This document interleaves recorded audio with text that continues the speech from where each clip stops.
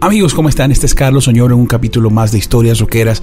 Hoy no voy a hablar de ningún artista o canción o género musical en particular. Hoy quiero plantear una discusión que tal vez hará que algunos de ustedes nunca más me hablen, me vuelvan a hablar. Pues sí, hoy quiero plantear la discusión. ¿Qué es mejor, el LP o el vinilo que llaman, o los CDs o los archivos digitales? Esta pregunta es muy fácil de contestar, así como lo es en realidad muy, pero muy difícil. Hay tantas variables y tecnología incluida que la mayoría de nosotros simplemente tenemos nuestra experiencia escuchando música para abordar el tema. Lo que sí es cierto es que en medio de la era digital, que ha hecho que paguemos arriendo por la música y que la mayoría de la música que escuchemos venga del ambiente digital, las ventas del llamado producto terminado o formato físico han disminuido masivamente. El CD, que revolucionó la industria y exponencializó las ventas de discos al reemplazar el vinilo en su momento, es hoy despreciado ante la noción de contener lo mismo que viene del internet, archivos digitales de música que aparentemente debería ser analógica. Y aquí quiero detenerme para contarles que cuando el CD se volvió masivo, la mayoría de la gente salió a las calles corriendo despavorida a vender sus LPs para cambiarlos por CDs. Y el LP usado, que costaba más, valía $2,000 como caro. Para que tengan una referencia, el valor de introducción de los CDs en aquel momento era de $12,000. $12,000 contra $2,000. ¿Cómo cambian los tiempos? Infortunadamente, casi todas las opiniones respecto al tema terminan siendo subjetivas. Y esta es justamente la intención de este capítulo, plantear una discusión que tal vez pueda ser más amplia. Lo primero que quiero dejar resuelto es el simple hecho de que el LP le gana al CD en la presentación. El tamaño de las portadas es simplemente más grande y mucho mejor. Imagínense ustedes buscar todos los detalles escondidos en la portada del Somewhere in Time de Iron Maiden en un LP que se abre doble y que mide 63 centímetros de ancho por 31.4 de alto. Es simplemente imbatible. Si abrimos el librillo de la versión en CD para ver la portada completa, tendríamos solamente 24 centímetros de ancho por 12 de alto. Incluso con la resolución de impresión máxima, la pérdida de información y detalles es importantísima. Simplemente la portada de un LP es mejor por su tamaño, casi 7 veces más grande. Sin embargo, pues surge la pregunta: ¿es tan importante la portada en los demás discos que no hayan sido lanzados por Iron Maiden?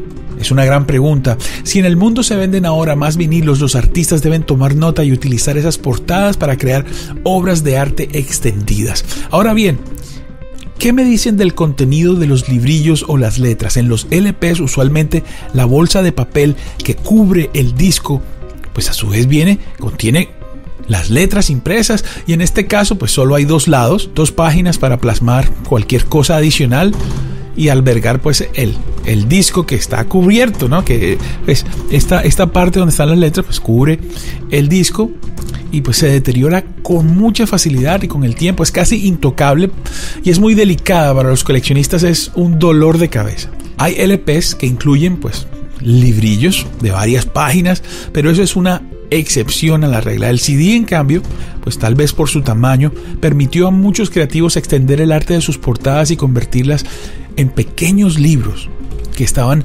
limitados pues de cierta forma solamente al espesor por donde cabe, por donde se inserta el librillo en la caja de plástico. Ahí había pues la mayor parte de los grandes era de 32 páginas. Había unos que pues iban más allá, pues añadimos 4 páginas por cada pedazo de papel. Si no estoy mal, 40 era ya demasiado. Es una de las cualidades del CD, el empaque de plástico protege el librillo, y el librillo pues a su vez dura más y puede contener mucha más información. Así que unas por otras, el formato del LP en general es más delicado. Los LPs importados no vienen laminados o plastificados, como se le llama a ese proceso en Colombia por lo menos. Mientras en algunas mentes ese proceso garantiza la durabilidad del producto, para otras esferas es algo que degrada la calidad y la magia del material del que está hecho el LP. Para algunos eso sería un factor importante, pues, y haría el LP casi intocable, una vez más, para aquellos coleccionistas que piensan mantener su colección intachable.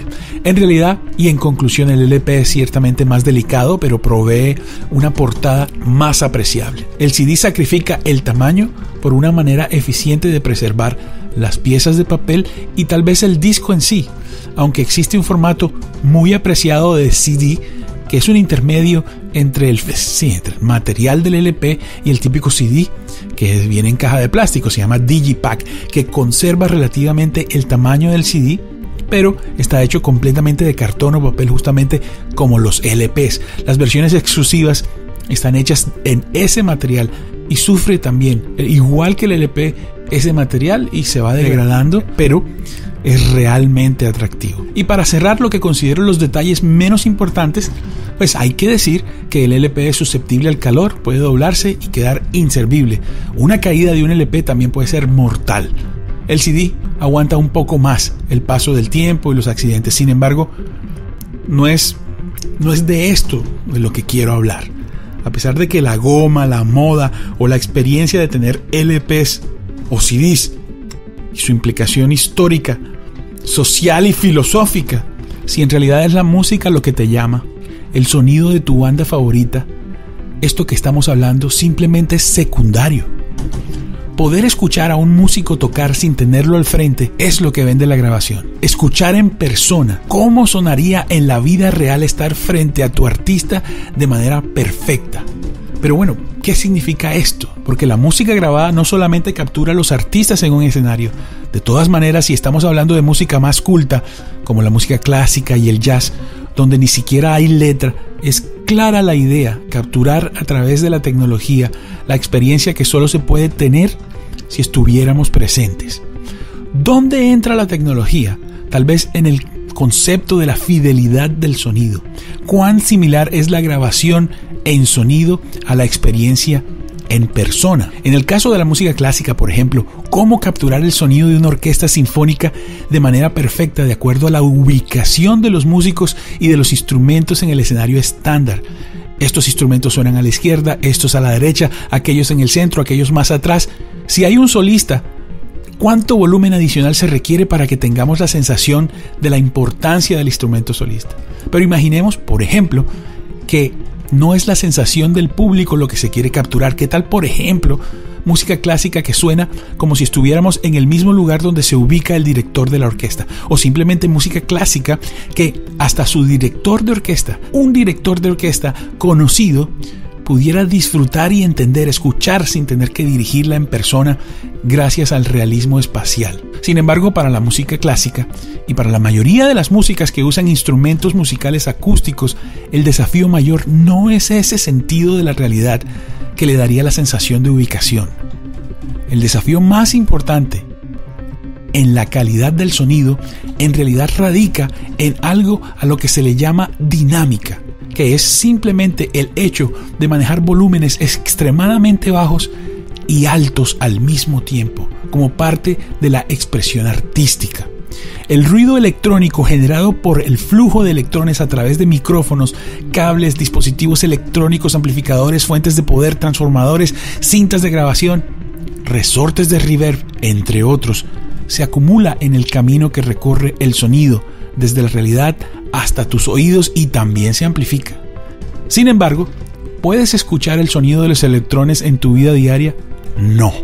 En realidad el sonido electrónico, el ruido electrónico es realmente bajo. Sin embargo, la música de los átomos se interpone en esa voluntad de capturar el sonido, sobre todo de expresiones artísticas que hacen uso del silencio, como la música clásica, la música étnica y el jazz, y en general aquella música y aquellas expresiones que necesitan instrumentos acústicos. Sin embargo, no es el ruido electrónico el peor enemigo del sonido.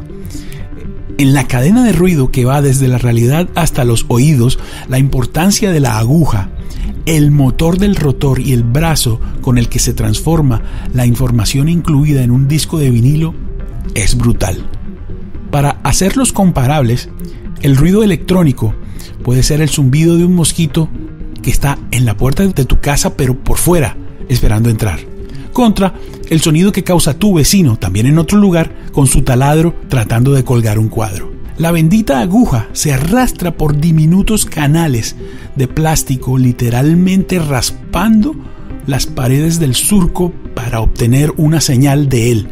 Eso es tan importante que hay una medida a la que se le ha llamado rango o relación entre la señal y el ruido, donde claramente la señal es tu canción favorita y el ruido son los putos electrones chocando contra todo lo que se les atraviesa, es decir, el mosquito en la puerta esperando afuera entrar y la vibración sonora producida por la aguja arrastrándose por los diminutos surcos del vinilo, tu vecino y su taladro. Esa proporción de la que hablo, la relación señal-ruido en un LP es máximo de 50 dB en el mejor de los casos, y es de una manera general, ya que dependiendo de la frecuencia baja hasta 25 dB y en algunos casos hasta 10. Para tener cierto contexto hay que decir que un cassette tiene una relación señal-ruido de hasta 75 dB y la del CD o la música digital de hasta 100 dB. Pero antes de que te sorprendas porque el CD o la música digital, por decirlo de alguna forma, en el mejor de los casos, duplica en relación señal-ruido al LP, hay que tener en cuenta un pequeño detalle. La escala de los dBs no es una escala lineal, sino que es logarítmica, lo cual quiere decir que cada 3 dBs de diferencia significan una diferencia entre las señales del doble de la energía. 50 dBs en el mejor de los casos contra 100 dBs no significa el doble. No significa que el CD tiene un rango de señal a ruido 2 veces mayor que el LP, sino que por el contrario es de 22 veces. 22 veces mayor. No olviden esto. La diferencia entre la relación señal a ruido del LP contra el CD es de 22 veces. Por cierto, se dice que cuando subes el volumen de cualquier señal, el mínimo cambio que el cerebro registra es justamente 3 dB, el doble de la energía que contiene la señal. Cada rayita en la clavija del volumen de tu amplificador o de tu estéreo o de cualquier cosa que tengas donde se le sube el volumen, cada rayita significa un aumento de 3 dB. Es tan importante este problema que el mejor tornamesa del mundo, el Rega Planar 10, evaluado nada más en $6,695, excluye de sus especificaciones la relación señal a ruido mínima que puede lograr. Y antes de que me digan que esas especificaciones dependen más de la aguja que del aparato, estuve buscando también las hojas de especificaciones de varias agujas y no pude encontrar la relación señal a ruido mínima. Y la razón es obvia. Al ser un proceso totalmente mecánico, las fuentes de ruido externas que podrían amplificarse son múltiples. El motor con el que da vueltas el tornamesa podría generar vibración extra si no está en buenas condiciones. El vinilo viejo y mal cuidado puede tener partículas que generan ruido adicional. La misma aguja acumula en la punta material que recoge mientras atraviesa los discos. Incluso el brazo en el que está montada la aguja podría añadir ruido adicional si no es de buena calidad. Ni qué decir del LP en sí. Cada vez que lo usas, su sonido se degrada. Sin embargo, ¿quién de ustedes va a utilizar su tornamesa para escuchar música clásica, jazz, música del mundo o música étnica? En este punto quiero detenerme para cerrar este primer capítulo y contarte algo personal, querido escucha. Tal vez tú pienses diferente, y esa es la idea. Sin embargo, desde el fondo de mi corazón quiero decirte algo entre tú y yo y que no salga de aquí. Cuando escuché por primera vez un CD, mandé al carajo todos mis LPs por una sola razón: no escuchaba la aguja. Y bueno, este es el momento para detenernos aquí en nuestra discusión. No crean que va perdiendo el LP.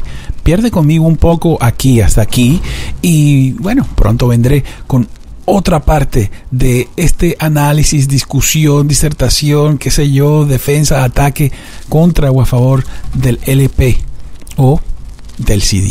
Amigos, mi nombre es Carlos Oñoro, esto es Historias Rockeras, nos escuchamos muy pronto.